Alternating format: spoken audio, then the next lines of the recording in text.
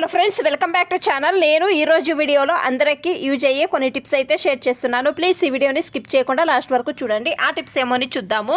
Tip number 1, చాకు కానీ కత్తెర కానీ షార్ప్ లేదు అన్నప్పుడు చాకు పైన కొంచెం పొడి ఉప్పు వేయండి.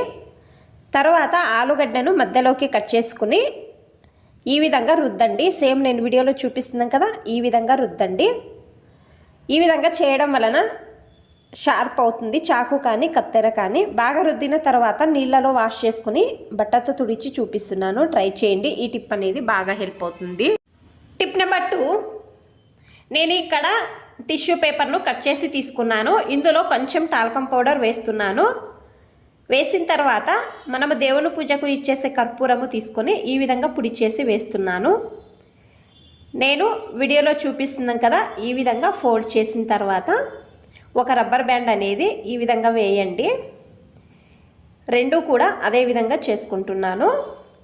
ఇది ఏం చేయాలి అంటే, మీరు పడుకునే ముందు దింబు కింద పెట్టి పడుకోండి.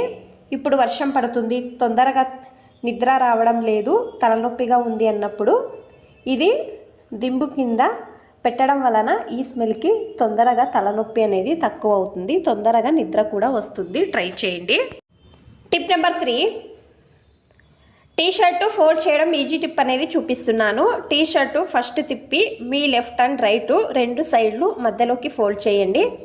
పైన భాగము ఈ విధంగా ఒకసారి ఫోల్డ్ చేయండి. కింద భాగము దీని లోపలకు వేయండి. వీడియోలో నేను చూపిస్తున్నాను కదా, ఈ విధంగా ఫోల్డ్ చేస్తే కబోర్డ్లో కానీ బీరువాలో కానీ బట్టలన్నీ ఫోల్డ్ చేసి పెడతాం కదా, ఒకటి తీసుకున్నప్పుడు ఇంకొకటి కూడా కిందకు జారి పడిపోతుంది కదా, ఫోల్డింగ్ కూడా వెళ్ళిపోతుంది. ఈ విధంగా ఫోల్డ్ చేసి పెడితే ఆ విధంగా కాదు. ట్రై చేయండి ఈ టిప్ అనేది. టిప్ నెంబర్ 4, అగ్గిపెట్టె తేమ అయినప్పుడు మనం ఎంత వెలిగించినా కూడా వెలగదు కదా. మీరు ఏం చేయాలి అంటే, ప్రతి ఒక్కరి ఇంట్లో ఐరన్ బాక్స్ ఉంటుంది కదా, ఐరన్ చేసిన తర్వాత ఐరన్ బాక్స్ అనేది కొంచెం వేడిగా ఉంటుంది కదా, అప్పుడు ఏం చేయాలి అంటే మీరు ఈ అగ్గిపెట్టెను ఈ విధంగా కొంచెం ప్రెస్ చేస్తే చాలు, తరువాత మీరు వెలిగిస్తే బాగా వెలుగుతుంది. ట్రై చేయండి. ఈ టిప్ అనేది బాగా హెల్ప్ అవుతుంది. టిప్ నెంబర్ 5, ఈ ఒకటి వస్తువు ఉంటే చాలు, ఇంట్లో ఎన్ని ఎలుకలు ఉన్నా కూడా తరిమి కొట్టవచ్చు. ఇంట్లో ఎలుకలు రావడానికి మెయిన్ రీజను ఆహారము. నేను ఇక్కడ వెల్లుల్లిని తీసుకున్నాను, అలాగే ఒక బౌల్ కూడా తీసుకున్నాను. కొన్ని వెల్లుల్లిని ఈ విధంగా విడిపించుకుంటున్నాను. అంటే మనము పొట్టు తీసే అవసరం లేదు.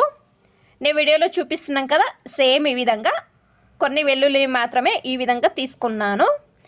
అలాగే ఈ విధంగా దంచుకోవాలి. నేను వీడియోలో చూపిస్తున్నాం కదా, సేమ్ ఈ విధంగా దంచుకోవాలి. చూడండి ఈ విధంగా.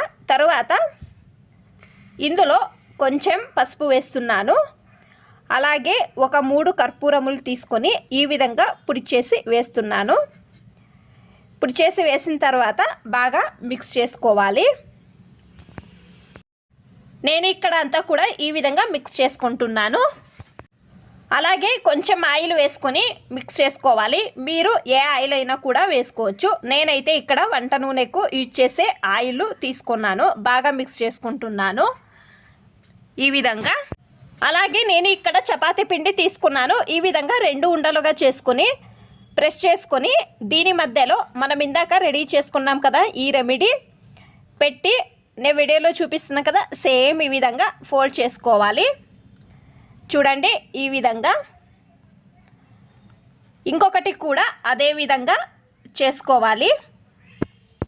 నేను ఇక్కడ 2 కూడా ఈ విధంగా ఫోల్డ్ చేసుకున్నాను. నేను వీడియోలో చూపించే విధంగా సేమ్ ఆ విధంగా ఫోల్డ్ చేసుకోవాలి. ఎలుకలు ఎక్కడెక్కడ నుంచి ఎలుకలు వస్తాయో అక్కడ ఇది పెట్టడం వలన ఎలుకలు రావు. సింక్ దగ్గర అలాగే డోర్ దగ్గర పెట్టడం వలన ఎలుకలు రావు. ఎలుకలు వచ్చినా కూడా ఇవి తిని చనిపోతాయి. ట్రై చేయండి. ఈ టిప్ అనేది బాగా హెల్ప్ అవుతుంది. మీకు అన్ని టిప్స్ ఇష్టమైతే ప్లీజ్ ఒక లైక్ చేయండి. ఇంకా ఎక్కువ మంది నా ఛానల్ని సబ్స్క్రైబ్ చేసుకోకుండా చూస్తున్నారు. ప్లీజ్ సబ్స్క్రైబ్ చేసుకోండి. Thanks for watching. ధన్యవాదాలు.